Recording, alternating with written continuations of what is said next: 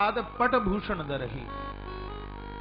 भगवान का नित्य आप भोग लगाइए, आदत डालिए। बिना भोग लगाए तो आप पानी भी न पिए।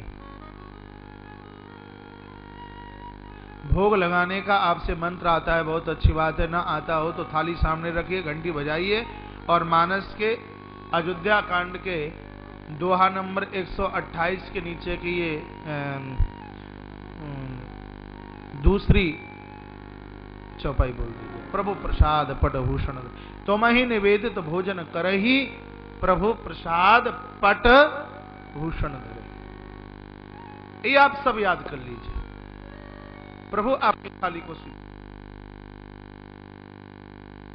बड़ा सुंदर स्थान दिया और तत्पश्चात कहा, चरण राम तीरथ चल जाई, राम बसो तिनके मन माई। चरण राम तीरथ चले जाए, राम बसो तिनके मन माई। चरण राम तीरथ चली जागी, चरण राम तीरथ चली जागी, राम बसो तिनके मन माई। चरण राम तीरथ चले जाई, राम बसो तिनके मन माई। शरण राम तीरथ चले जाई, राम बसो तिनके मन माई। चरण राम तीर्थ चले जाई। महर्षि वाल्मीकि जी कहते हैं कि जिनके चरण तीर्थ यात्रा के लिए निकलते हैं, उनके हृदय में आप सदैव वास करना। व्यासपीठ से मेरा निवेदन है, पैसा कमाए हैं, कमाते रहिए। सम्मान कमाया है, कमाते रहिए। ये सबके साथ साथ अपने जीवन में तीर्थ यात्रा को मत भुलाना। 4 धाम की यात्रा के लिए जरूर निकलना। महर्षि वाल्मीकि बोले हैं, जो तीर्थ यात्रा करते हैं प्रभु, उनके हृदय में ज्ञान वैराग्य भक्ति, तुम तीनों के तीनों जाकर के बैठ जाए। वो 80 महान है जिन्होंने तीर्थ यात्रा की है। नहीं की है तो कीजिए।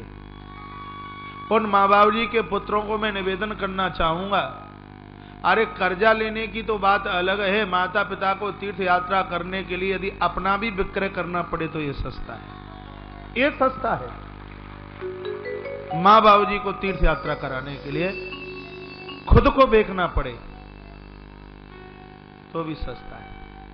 माता पिता की इच्छा है तीर्थ यात्रा करने के लिए और बेटा पत्नी को लेकर चला गया तीर्थ यात्रा के लिए, तो वो तीर्थ यात्रा का भ्रमण दर्शन करने से पुण्य के बजाय उन बच्चों को पातक लगता है, अपराध लगता है, उन्हें पाप लगता है।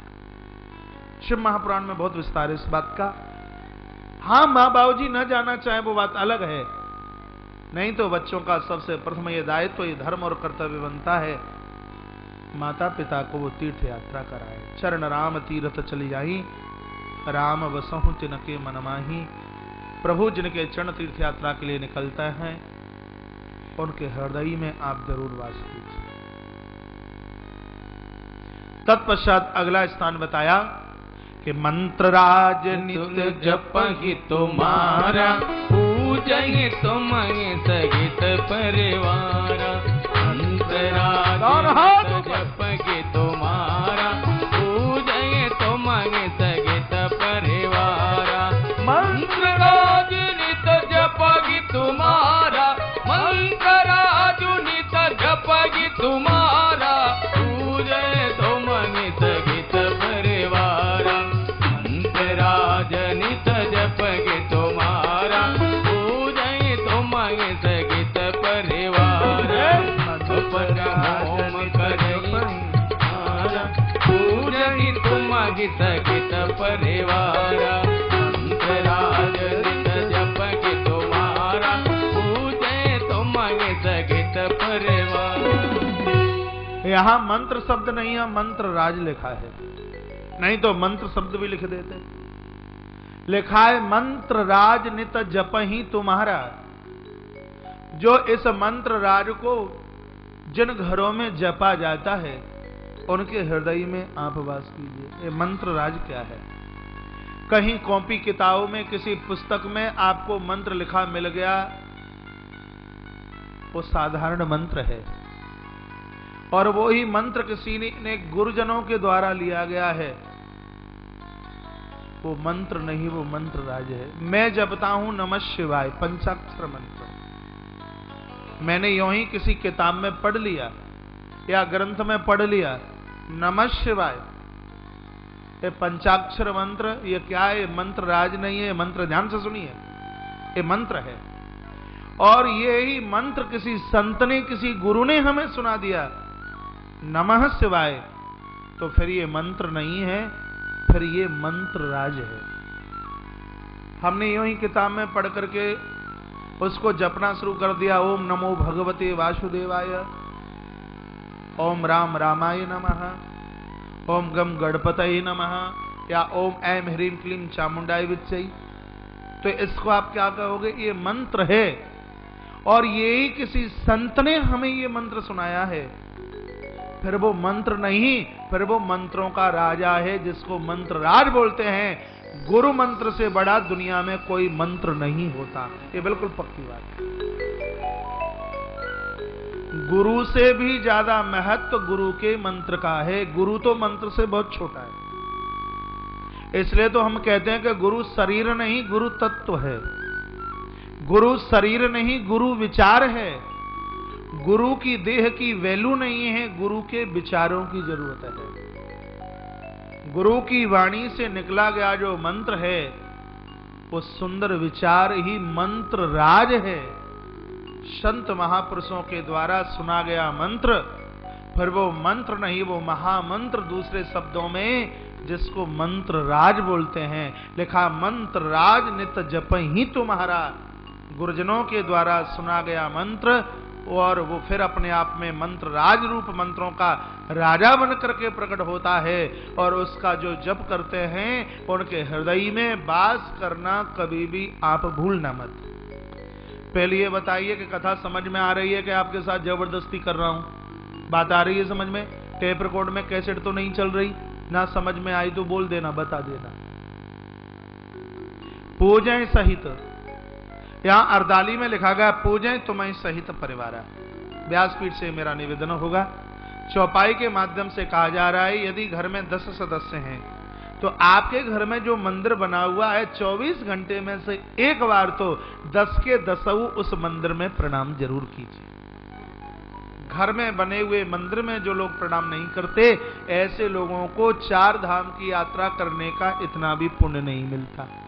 छोटा हो, बड़ा हो, बूढ़ा हो, घर में आपने जो मंदिर बनाया है, 24 घंटे में से एक बार तो घर में बने हुए उस मंदिर में वंदन कीजिए, प्रणाम कीजिए। लिखा है पूजें तुम्हें सहित परिवारा, घर का एक एक सदस्य घर में बने हुए तुम्हारे मंदिर में आके प्रणाम करता है, तो प्रभु आप अवध रहना भले ही भूल जाना, लेकिन उन लोगों के घरों में रहना आप कभी भी भूलना मत। तीनों के तीनों उस घर में प्रवेश करना, उस हृदय में प्रवेश करना।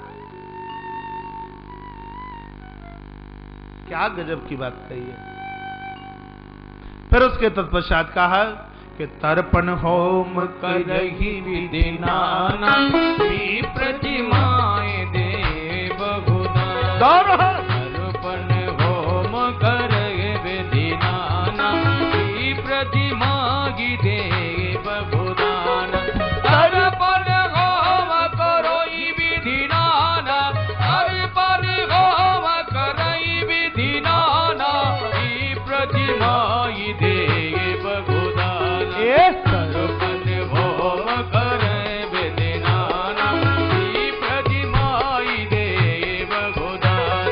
तर्पण होम करऊ विधि नाना, तर्पण होम करई विधि नाना, प्रतिमा की देव गुना। तर्पण होम करे विधि नाना, प्रतिमा की देव गुना। तर्पण होम करे विधि नाना, प्रतिमा की देव गुना। तर्पण होम करे विधि नाना, प्रतिमा की देव गुना। बाल कृष्ण लाल की जय, रामचंद्र भगवान की जय हो। जय जय श्री राधे, श्री राधे, श्री राधे श्याम। अगला चरण देखिए तर्पण, जो पुरखों के लिए श्राद्ध करता है, जो पुरखों के लिए तर्पण करता है, जो पुरखों के लिए अमावस्या के दिन ब्राह्मणों को भोजन कराता है, पूर्वजों के लिए जन यज्ञ करता है, उस घर को प्रभु आप कभी छोड़ना मत। आपको ध्यान है क्या, एक दिन मैं बोल रहा था कि 2 दिन यज्ञ जरूर करना, पूर्णमासी और अमावस्या। पूर्णमासी को हवन यज्ञ करने से देव प्रसन्न होते हैं और अमावस्या को यज्ञ करने से पूर्वज पुरखे प्रसन्न होते हैं। घर में कभी अमंगल नहीं हो सकता। पूर्वजों के लिए श्राद्ध कीजिए, पुरखों के लिए तर्पण कीजिए। बड़ा अच्छा लगता है, बहुत बढ़िया लगता है। पिछले वर्ष हम श्री गया जी में थे, पितृपक्ष श्राद्ध के पक्ष में। आप में से भी बहुत से लोग थे, पूरे हिंदुस्तान के लोग, महानुभाव भक्त लोग बोध गया श्री गया जी में इकट्ठे हुए कालचक्र मैदान में। जिस समय 600 ब्राह्मणों के द्वारा एक साथ बोला जाता था कि तरपयामी तरपयामी, बड़ा अच्छा लगता, बहुत बढ़िया लगता। भंडारे का आनंद, कथा का आनंद, तर्पण का आनंद जो गए तो वो उस अनुभव को रखता है। तो मैं पुनः आपका आह्वान करूंगा, पूरे हिंदुस्तान की धरती पर आप कथा के माध्यम से आ पाए या ना आ पाए, जैसे भी आपसे बने, आप अपने पूर्वजों के लिए एक बार श्री गया जी जरूर जाना। श्री गया जी पहुंचने से पूर्वजों का उद्धार होता है, देव शांति मिलती है। और जगह जैसे पुष्कर जी जाते हैं, और जगह पहुंचने से शांति मिलती है, और श्री गया जी पर पहुंचने से मुक्ति मिलती है, मोक्ष मिलता है। अब के बार भी विशाल अनुष्ठान पिछले साल से तो बहुत बड़ा है, पितृतर्पण भागवत, और उसके साथ में 108 कुंडीय महायज्ञ, वो सिर्फ पूर्वजों के ही लिए है, पुरखों के लिए है, कालचक्र मैदान में।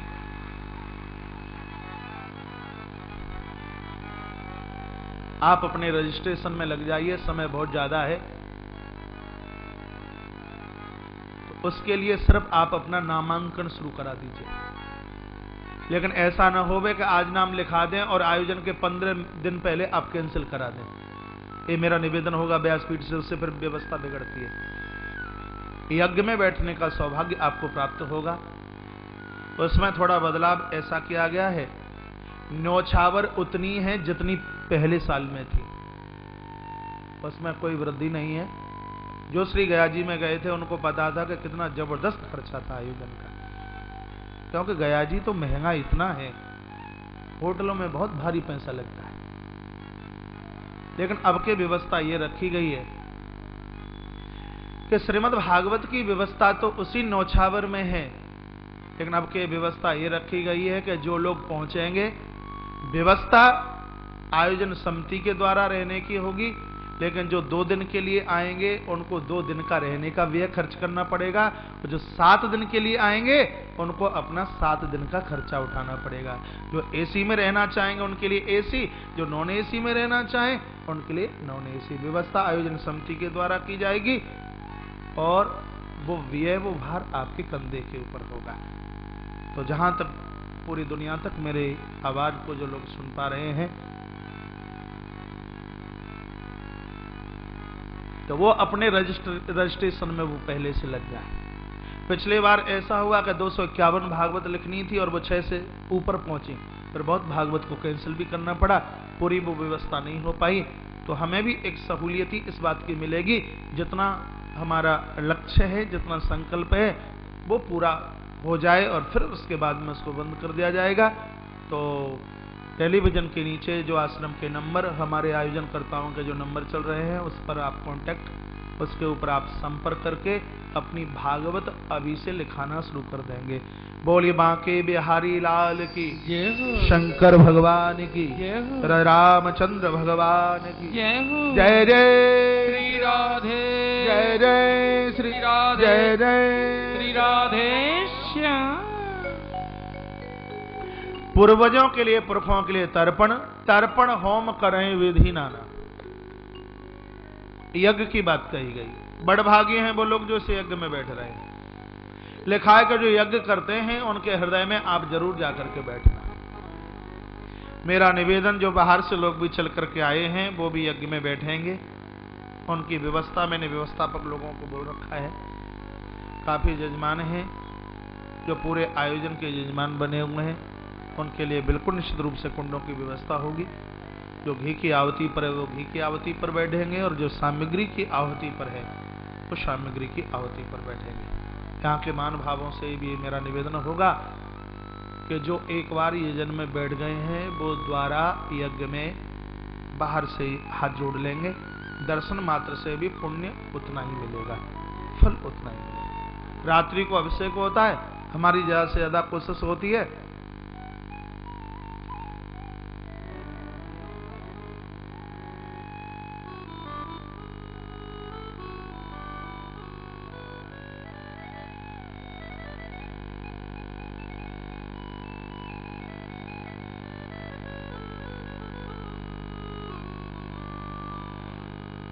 बोली शंकर भगवान की जय।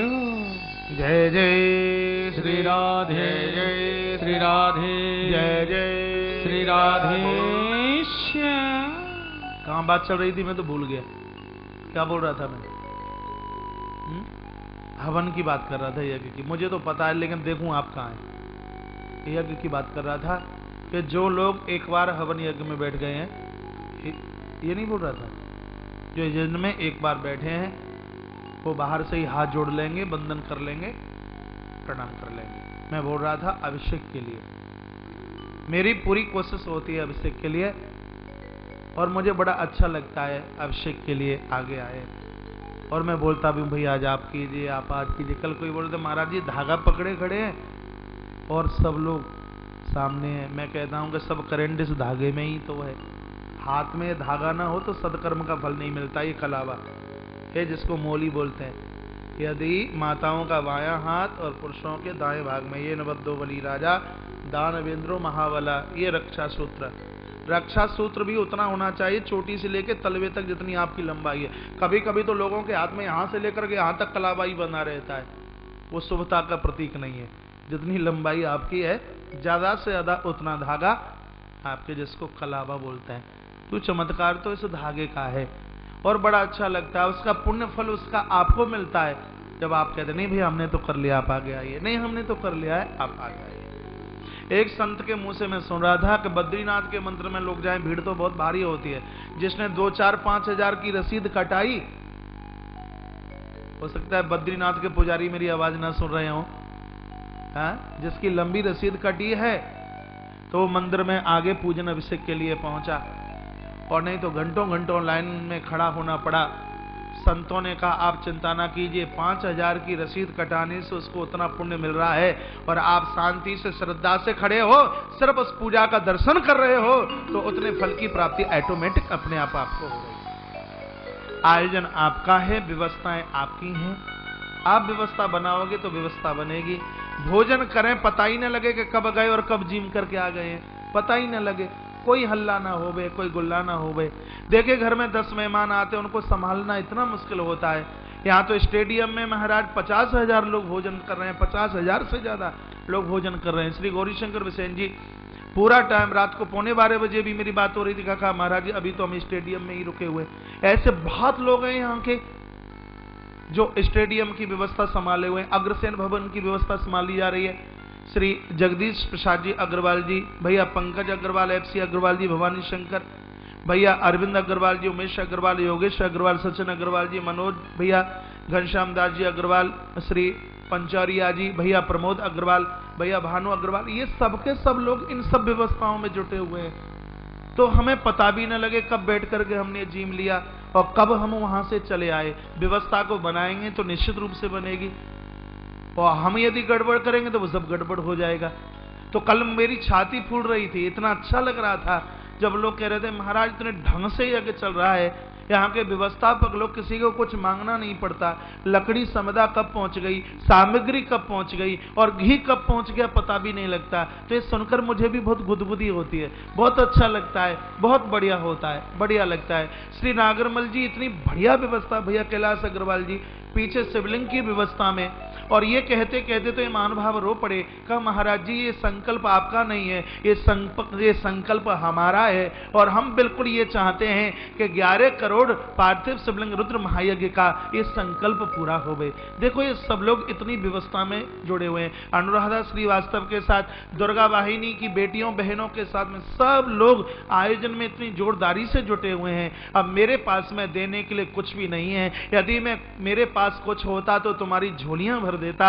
भगवान भोलेनाथ के चरणों में मेरी प्रार्थना होगी, प्रभु आप इनके जीवन में इतना देना कि डमरू बजाते हुए जब आप देना शुरू कर दें तो संभाल ना पाए कि इनके जीवन में इनको कितना मिला है। तो पुनः यहां से मेरा निवेदन होगा कि व्यवस्था को बहुत ढंग से संभालना है। बाहर से लोग आए हैं, वो आपके नाम की तालियां बजा करके जाएं कि हम कहीं गए थे तो वो बालाघाट की नगरी थी जहां लोगों ने बहुत मान किया, बहुत सम्मान किया।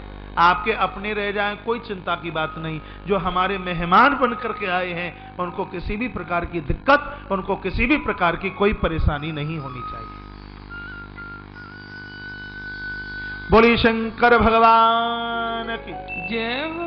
तर्पण होम, ये यज्ञ अपने लिए नहीं, अपने पूर्वजों के लिए कीजिए। हम तो कहते हैं पूरे जिले का कोई भी व्यक्ति न रहे जिसको आहुति डालने का सौभाग्य प्राप्त न हो। सबको सौभाग्य मिले, सबको मौका मिले।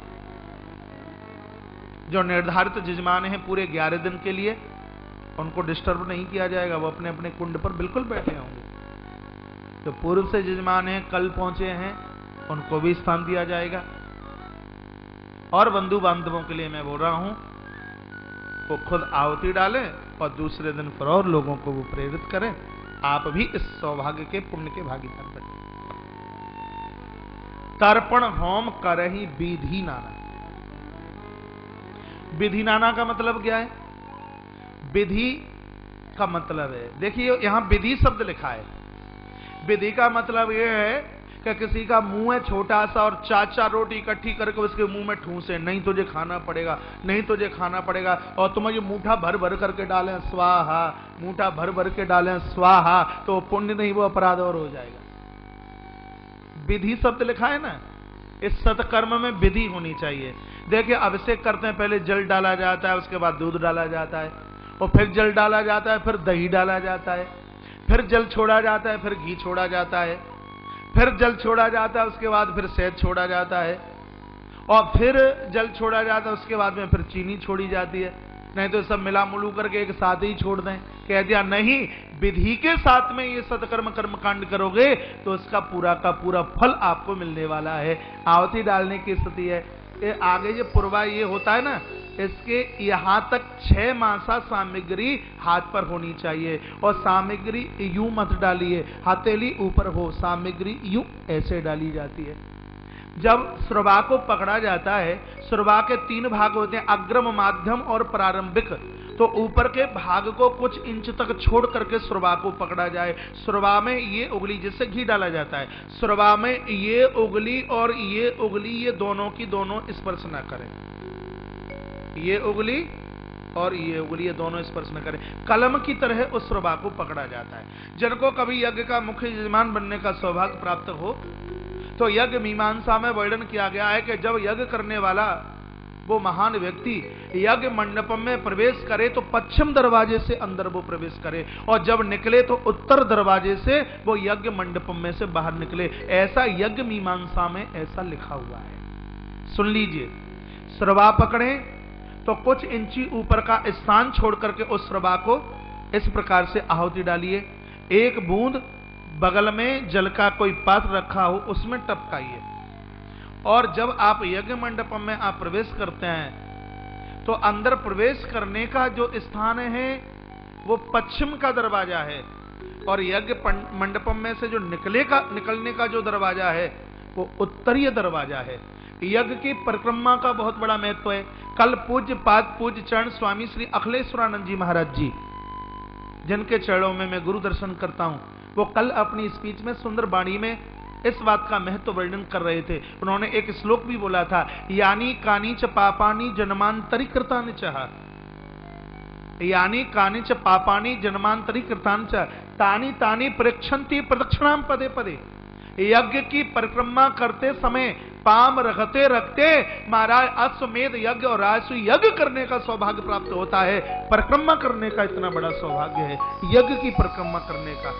लेकिन यज्ञ की परिक्रमा करते समय चाल ऐसी होनी चाहिए जैसे 7-8 महीने की किसी गर्भिणी मां की जो चाल है। कभी कभी तो लोग परिक्रमा करते हैं तो घोड़े की तरह दौड़ते हैं, तो दूसरे जन्म में घोड़ा ही बनना पड़ेगा। दूसरे को धक्का दे रहे हैं, धक्का मुक्की कर रहे हैं, कोई गिर रहा है नहीं। कभी कभी सत्कर्म में हमसे अन्याय अपराध हो जाता है। बड़ी सहूलियत के साथ किसी को नीचे गिरा करके हम पुण्य कमाना चाहे मिलने वाला नहीं है। किसी को धक्का दे करके हम पुण्य कमाना चाहे हमें पुण्य मिलने वाला नहीं है। किसी को नीचा दिखाने के बाद में हम पुण्य कमाना चाहे हमें पुण्य मिलने वाला नहीं है। अरे सर्वे भवन्तु सुखिनः सर्वे सन्तु निरामया सर्वे भद्राणि पश्यन्तु मां कश्चित् दुर्भाग् भवेत् भद्रम कर्णेभिः शृणुयाम देवा। हम तो इन कानों से सबके कल्याण की बात सुने, सबके लिए कल्याण चाहें। सत्कर्मों का पुण्य तो हमें और आपको तब मिलने वाला है। तर्पण होम करई विधि नाना, इसको विधि के साथ किया जाए। विधि के ऊपर बड़ा जोर दिया गया। यज्ञशाला का मुख्य कुंड बनाया गया है, वो मुख्य यजमान श्री कमलेश अग्रवाल जी के चोटी से लेकर के तलवे तक पूरा का पूरा उसका नापन किया गया। छाती कितनी, लंबाई कितनी, गहराई कितनी, ऊंचाई कितनी, ये सब इन व्यवस्थाओं का वर्णन यज्ञ मीमांसा में किया गया है। किसी भी आचार्य को अपनी तरफ से जोड़ना और अपनी तरफ से तोड़ने का कोई अधिकार ही नहीं होता। जहां यज्ञ विधि के साथ में संपन्न किए जाते हैं तो उन यज्ञों का पूरा फल यज्ञ करने वाले महानुभाव लोगों को प्राप्त होता है। और इस यज्ञ करने से सिर्फ संतुष्टि और सहूलियत हमें ही नहीं मिलती, इस यज्ञ का करने से शांति देवताओं को भी मिलती है। तब वो यज्ञ की उस डाली हुई आहुति के द्वारा वो इतने तृप्त होते हैं। जब देवताओं को तृप्ति मिलती है तब हम और आप दिन दूना और रात्रि चौगुने के रूप में उभरते हैं। तर्पण होम करई विधि नाना, विधि के साथ में सत्कर्म किया जाए। और विप्र जिवाय देहि बहुदाना, ब्राह्मण को भोजन कराया जाए। ब्राह्मण का आदर करने से, ब्राह्मण का मान करने से, ब्राह्मण का सम्मान करने से सत्कर्म का अनंत गुणा महाराज फल मिलता है। ब्राह्मण की पूजा भगवान ने की। एक किसी जाति की कथा में इस व्यासपीठ से नहीं कह रहा,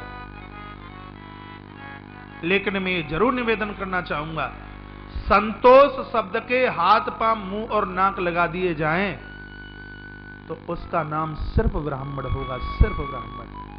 ब्राह्मण जैसा संतोषी कौन 2 रुपए की पूरी खा करके लाख रुपए का आशीर्वाद मिनटों में देता है। जिन यजनों में, जिन यज्ञों में जजमान लोग ब्राह्मण का आदर नहीं करते, उस यज्ञ का किंचित मात्र भी उन्हें पुण्य फल नहीं मिलता।